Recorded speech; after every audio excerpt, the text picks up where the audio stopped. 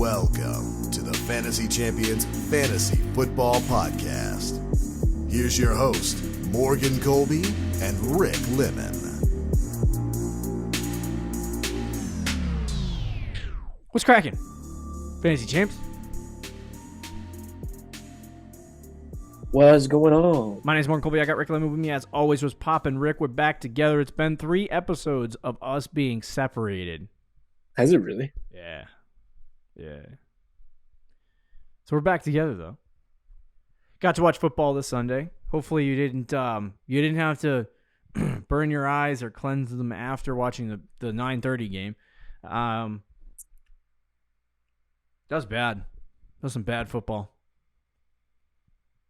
10-6. The under was an absolute smash at 37. I'm glad that everyone else who decided to wake up early that weren't Patriots fans got to watch that game and just experience what we've been experiencing this year. Yeah. Pain, misery, and suffering. All of those years.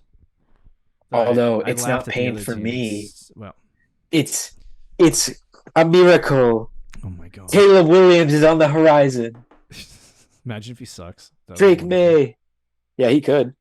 He could suck. But he might suck, but if he sucks, he's going to be like Jameis Winston suck. He just slings it 60 yards and gets intercepted every time. Yep. But I'll anyway, take it. It was a good Sunday of football. 5 games this week ended on walk-off field goals. We haven't watched Monday Night Football yet, so we'll find out on that one. But good day of football. Lots of booms, lots of busts, lots of bad plays this week. So we'll break those down, and then we'll also go through some waiver wire ads this week quickly and send you on your merry way. Hopefully we can get this done in 20-minute taste because I got a roll this week. But anyway, before we jump into our weekly recap, waiver wire pickups, check our website, fantasychampions.com. Follow us on Twitter, Instagram, Facebook, TikTok. If you're listening on a podcast, Spotify, Stitcher, and other podcasting platforms, please leave a comment down below. Or actually, leave a review and subscribe. Wow, I'm messing this up entirely. If you're watching on YouTube, subscribe, click the bell for notifications, comment down below any questions you have. All right, Rick, you ready for the studs and duds, booms and busts? Yes, sir. All right, let's cook. Any opening thoughts before we jump into this, though? Any thoughts on the week? No, I mean, I will briefly mention that what we talked about, one of the things we talked about before we started the show is quarterback play, man, this year is just brutal. It really is brutal. Even the top guys are having ups and downs. But nobody in the league is playing well. And I think it's kind of interesting. I don't know why that is. Or maybe we just got so spoiled with Tom Brady and Peyton Manning and all these guys for so long that we kind of see a league without those guys. Yep. Because Mahomes is the closest thing to it, but even Mahomes statistically is not having a great year. But there were years in there where Brady didn't have MVP type seasons. So I give Mahomes the pass, but everyone else is no one's playing at an elite level, I feel like. Even the guys like Josh Allen, Joe Burrow, Lamar, whoever you want to put in that category, are playing good, very good football, but they're not playing elite. CJ Stroud? Yeah, he's in the honestly, if you just go by stats alone, he's probably top 3 or 4. Oh yeah, for sure. He's not on our Booms and Bust show today, but Stroud is awesome. Yeah, awesome. And you know what? I hope he breaks it. Not that we need more quarterbacks in this freaking AFC, but I hope he breaks it and he gets he becomes the first rookie ever to win MVP because that would be fun. That would be.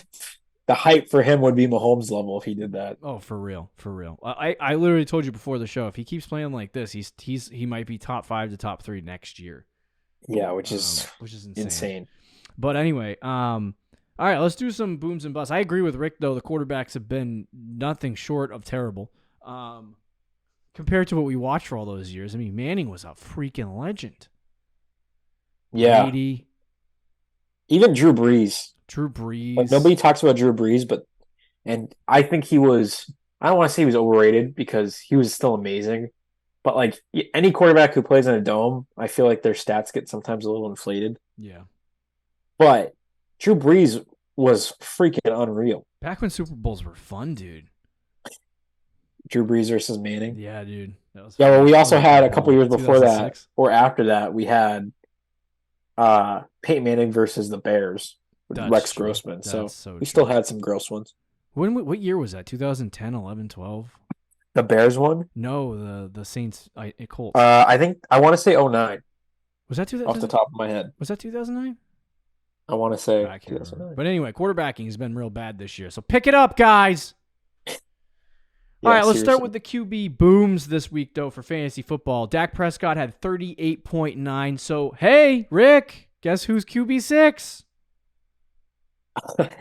We talked about quarterbacks playing bad, but look at his stats the last week 6 to week 10, 24, 29, 28, 38. And he was awful to start the year, but all of a sudden he's now playing at an elite level somehow. He's slinging it. Justin Herbert, 29.4, so he's doing what he's supposed to. Good little boy. Herbert's having a decent year. Josh Dobbs, 25.1. So if you streamed, boy, oh boy, did you... I told you not to start him this week, too. I was wrong. Oh boy. Not good. He was playing the Saints. That was a top... He literally went against a top 10 defense statistically against quarterbacks and put up 25. Yeah, you want to know who's QB7 on the year? Josh freaking Dobbs. Yes, sir. And he had one point in week 1. Probably the most shocking thing. Yeah, that's more shocking than like Tannehill or Daniel. What was Daniel Jones last year? Wasn't he top 10? Yeah, something like that. That's more shocking than Daniel Jones. Yeah, this kid's he's fun. He's fun. He runs, dude. Yeah, he runs. 400 rushing yards, 5 touchdowns. Yep, yes, sir. So he's had a good week. Those are the booms at quarterback. Honorable mention number 4, Sam Howell. Get out of here with Sam Howell. Guess where Sam Howell is on the season? You're still doing this. Morgan. He's been good. All right, we'll move on. Do you know where Sam Howell is on the season?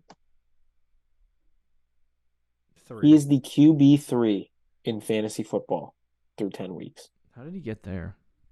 The QB3. He hasn't had a bye week, though, so grain of salt. That's true. But he's going to be a QB1.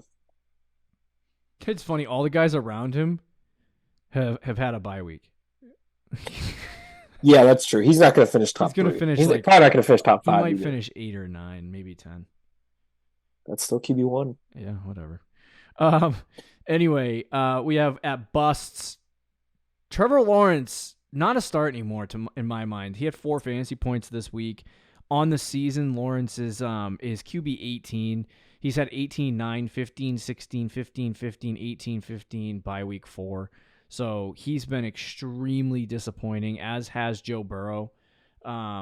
So to me, if I look at Trevor Lawrence, he hasn't really done anything fantasy football-wise to show me. Like, even Burrow, he has struggle busted to start the season, but since week 5, he's been good. He's been really good. So it's like, Lawrence hasn't shown anything to me in terms of fantasy production. So it's like, to me, I'd just sit him down until something flips around. He might be droppable too, which is so sad. I loved Trevor. So we talk about, a lot of the times we're right on this show. Mm-hmm. I'll give you one that we were wrong, especially me. Trevor Lawrence, Calvin Ridley, and the Jaguars. They're still a good football team. And I was right that they were going to be a good football team, but it's like Trevor Lawrence is playing like a game manager, and he's not having a good year at all. He's probably worse than he was last year. I really don't know how. I don't know why. I was kind of looking at it. They have had, I think, the toughest schedule in the league for quarterbacks, so that doesn't help. But if you're what we thought Trevor Lawrence was, he should be. That shouldn't matter. Yeah, like it shouldn't matter who you play. You should still put up numbers, and he hasn't done that this year. I'm hoping maybe he can get now that they play San Francisco, their schedule is still hard, but maybe he can get a couple big games in a row here, starting with Tennessee. But yeah, been a really tough year for him. Derek Carr, 5.4 fantasy points. He did get hurt. I think in the second or third quarter. But still not good. Halftime. And then Lamar Jackson with 15. So Lamar too, kind of. This is what he does. Like it is kind of what he does. He's QB5 on the year, so he's been good. But there will be weeks where he gets 22, 28, 28, 33, and then there's going to be weeks where you get 7, 10, 12, 11, 15. He's due though. Like he might put up. Probably maybe not this week because it's Thursday Night Football, but the following week, week 12, he plays the Chargers. I could easily see him getting like 40 fantasy points that week. But like when you look at just to kind of look at this like quickly with the quarterbacks, Josh Allen leads with 24 points per game. Jalen Hurts is second with 23 points per game. Justin Herbert is third with 21 points per game. Dak is fourth with 20 points per game, and then Patrick Mahomes is fifth with 19.9. There's only 4 quarterbacks averaging 20 points a game.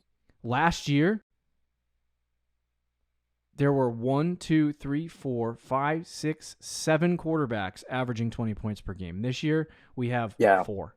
So, very much a different landscape for the quarterback position. You're getting a lot of bust games and a lot. Do you think that this is like a thing that will continue, or is this kind of just a weird injury-filled quarterback year? Well, we are 10 weeks into the regular season, so for this year, I think this is what we got. Unless these guys for this year, but like going forward, I don't think so. Some years are just really bad football. I've also noticed that there's been a lot of really trash refereeing lately.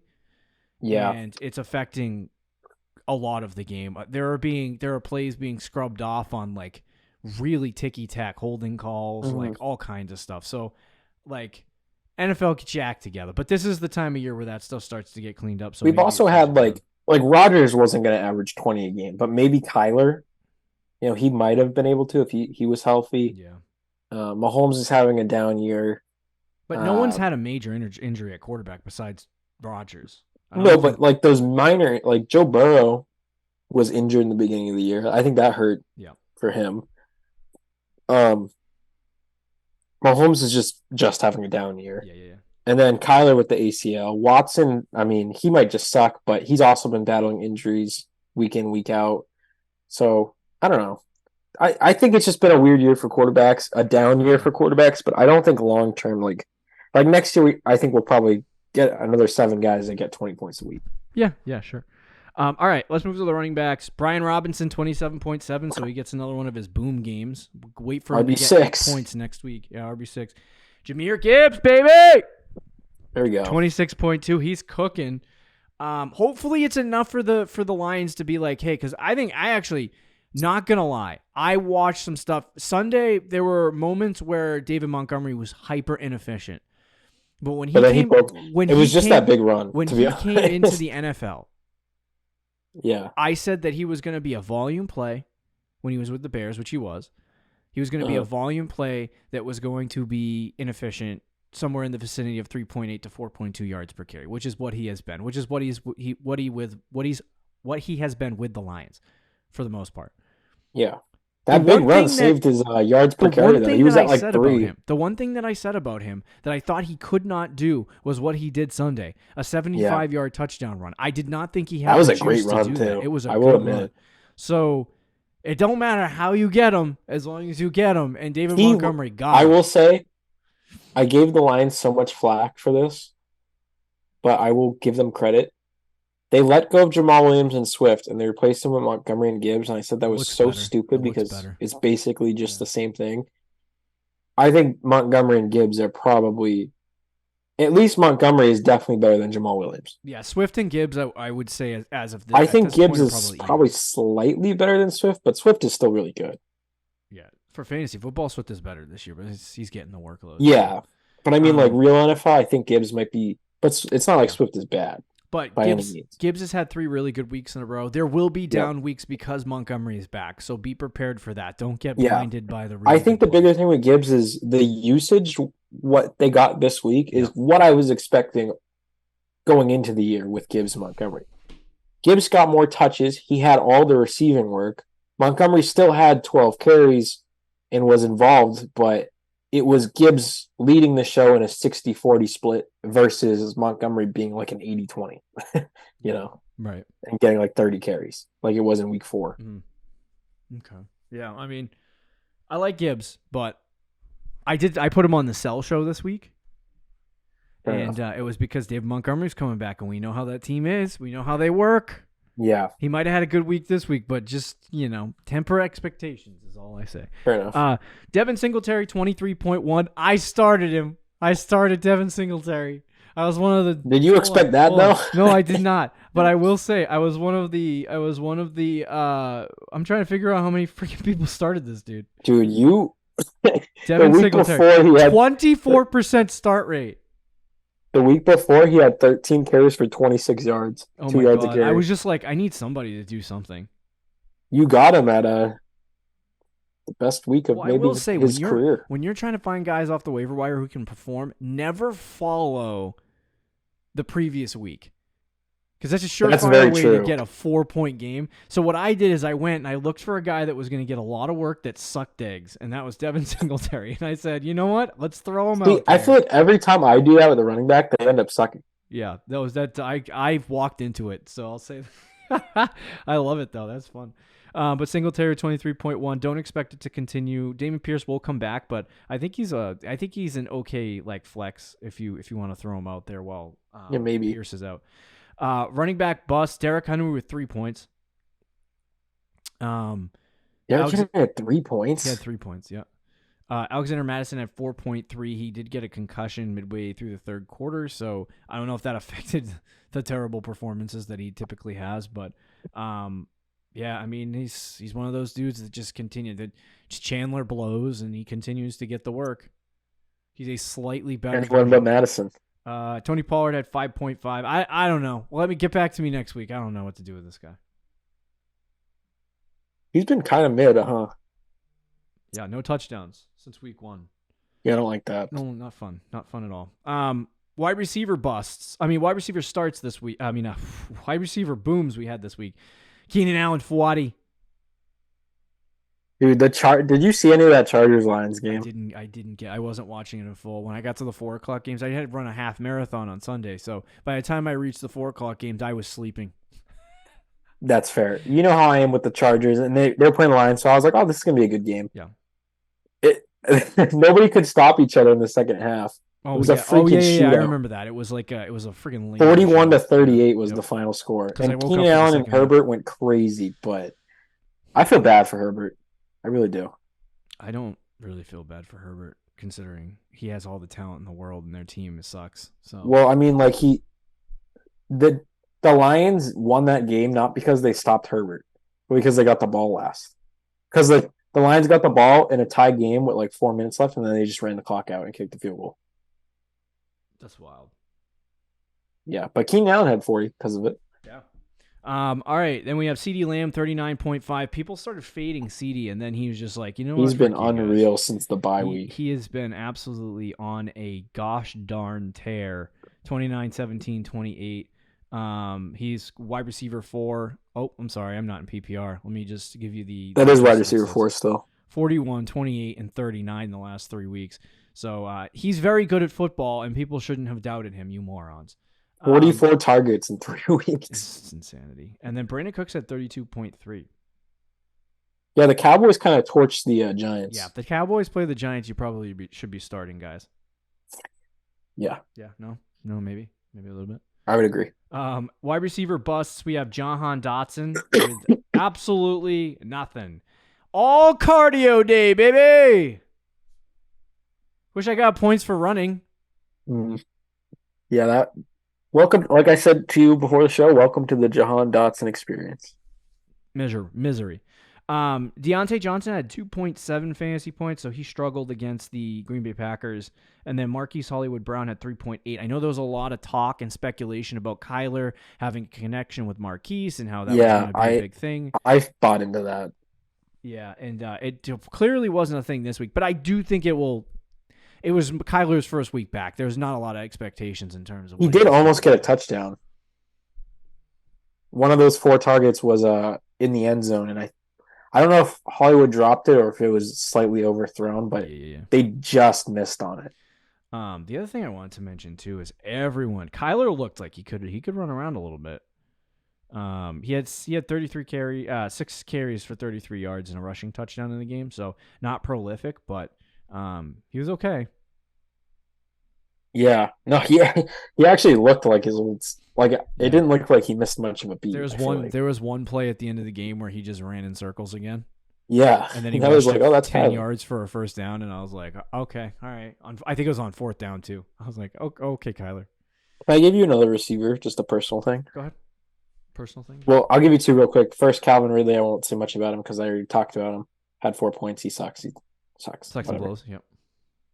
Christian Watson freaking sucks and blows as well. I do think it's half Jordan Love, who also sucks and blows. Yeah.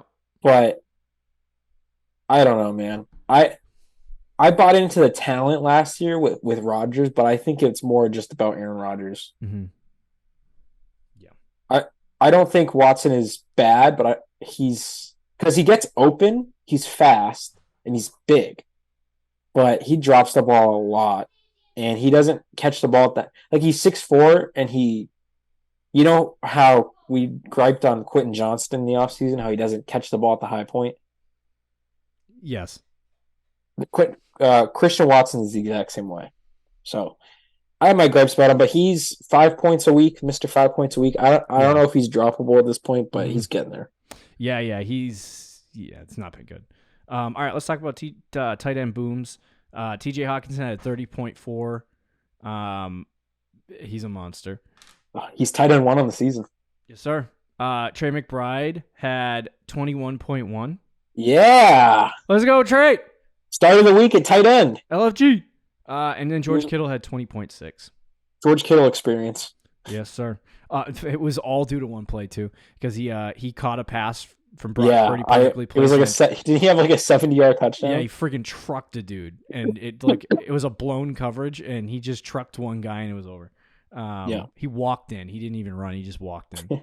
But George Kittle 20.6. He was good. Evan Ingram had 5.2. He was a bust this week. Whole Jaguars team. Kyle Pitts had 6. It's so sad watching Kyle Pitts. It's like a roller coaster. It's a roller coaster.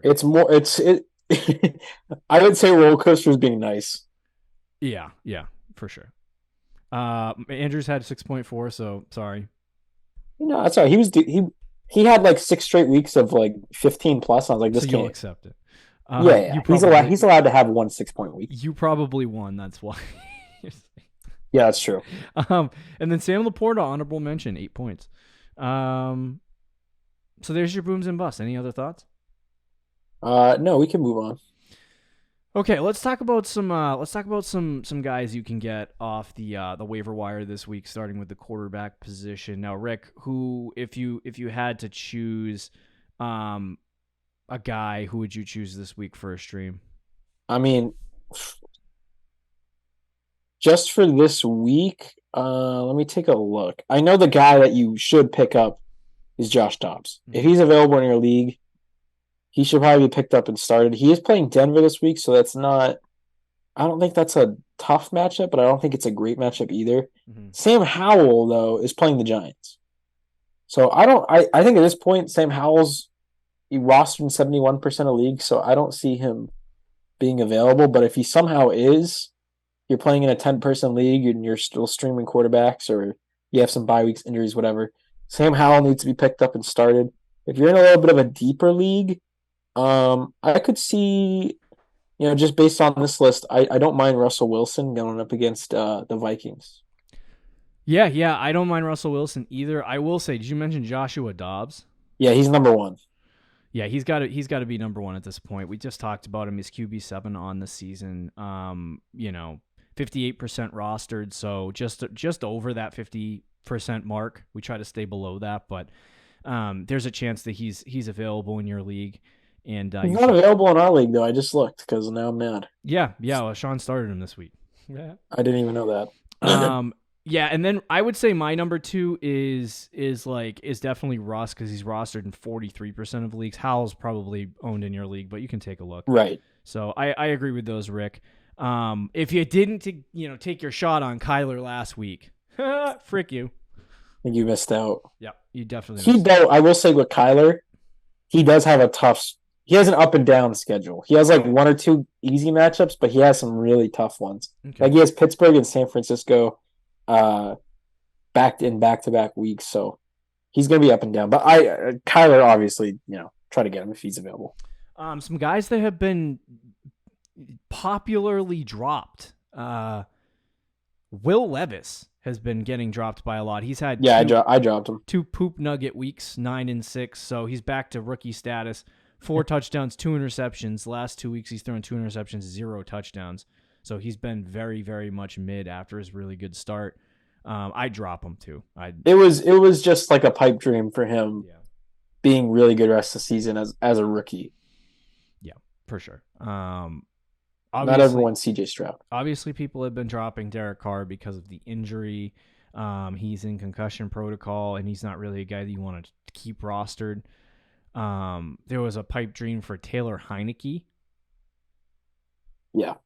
But the most interesting one here is a lot of people have been starting to drop Trevor Lawrence. I think he's at that point. I don't know if I would do it quite yet because he has an easy matchup this week. Yeah.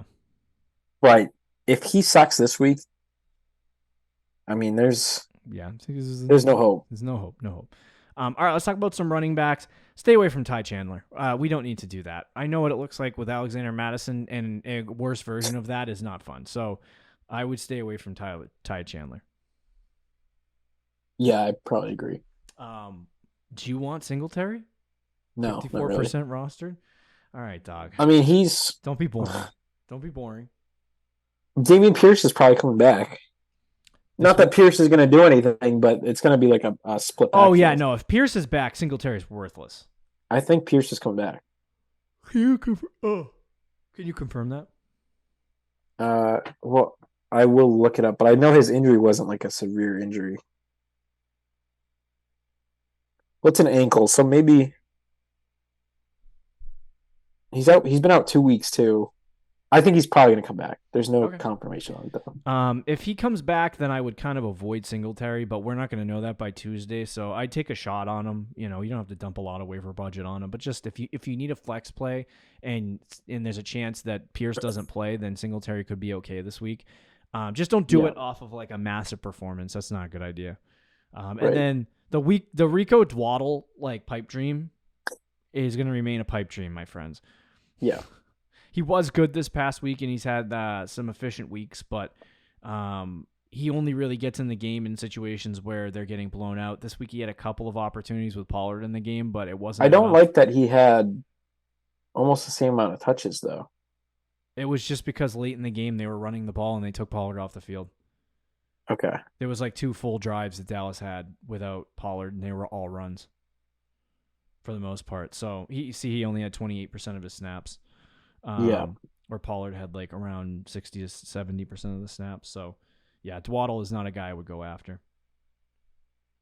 No, I agree. Anyone else on this list? The Keaton Mitchell hype continues. He had 13 points this week, had a good game. Should be picked up. I will say, though, my gripe was he had 18% of the snaps last week. This week he had 24% of snaps, but he only had 4 touches. He just happened to get a touchdown. On one of those 4 touches. Yeah, so I still am like a little... Yeah, but hey, I think for me it's all about the snap percentage because this is like a longer production play. Yeah. Oh. I had a worse version of your pickup. You picked up Devin Singletary, started him, and got, 25 points or whatever? Sure. 30 points? What did you get? Yeah. I picked up Antonio Gibson 2 weeks ago, put him in my flex this week because of some injuries and some bye weeks, and he got me 16. Oh, there you go. So maybe Antonio Gibson worth a pickup. Last 3 weeks, 9, 12, and 16. Yeah. Up against the Giants this week. All right, let's move to the wide receiver. Talk about some wide receiver guys you can pick up. At this point, Noah Brown, 36% rostered. He's at 27 and 24. Now, Nico has been out for 2 weeks. So this might just be Noah Brown taking Nico's place on the team. But what are we doing with Noah Brown here, Rick? I don't know. I feel like the Texans are kind of like a team that will use multiple receivers. Yeah. So I don't love Noah Brown, but he should definitely be worth a pickup. I mean, you put up 2 weeks in a row like that, and you have CJ Stroud as your quarterback. Probably should be worth a pickup. Yeah, I was actually thinking that it was going to be because Robert Woods came back this week, and early in the season before he got hurt, he was averaging like 8, 9, 10 targets a game. Yeah. And I thought it was going to be him. I agree with. I thought the same thing, but he just didn't get. Woods is like 33 years old, though, isn't he? No, I don't expect a lot out of him, but he was getting a lot of targets. I was just following the targets, but he did not get them back. I'd add Noah Brown in like a speculative way. And if you need a start, like it's not a bad idea. But when Nico gets back, I don't see a massive role for Noah Brown, and I don't think he's going to continue like exploding. So it might just be like one of those ads that you're like, oh, well, this is a good ad, and then it just doesn't pan out and you end up cutting him in 2 weeks. So I wouldn't dump massive tons of waiver budget on him to get him. I would just take a shot on him speculatively. Agreed, yeah. Brandon Cooks has been rostered in 48% of leagues. He's old too, and he was actually brought in to be a down the field threat for the Dallas Cowboys, and he has had a couple of games where he's been able to do that.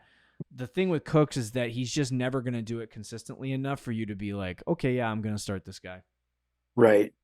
I think a lot of people are going to start him this week, and he's going to get like 4 fantasy points. It's going to be rage. So we tell you that now, okay?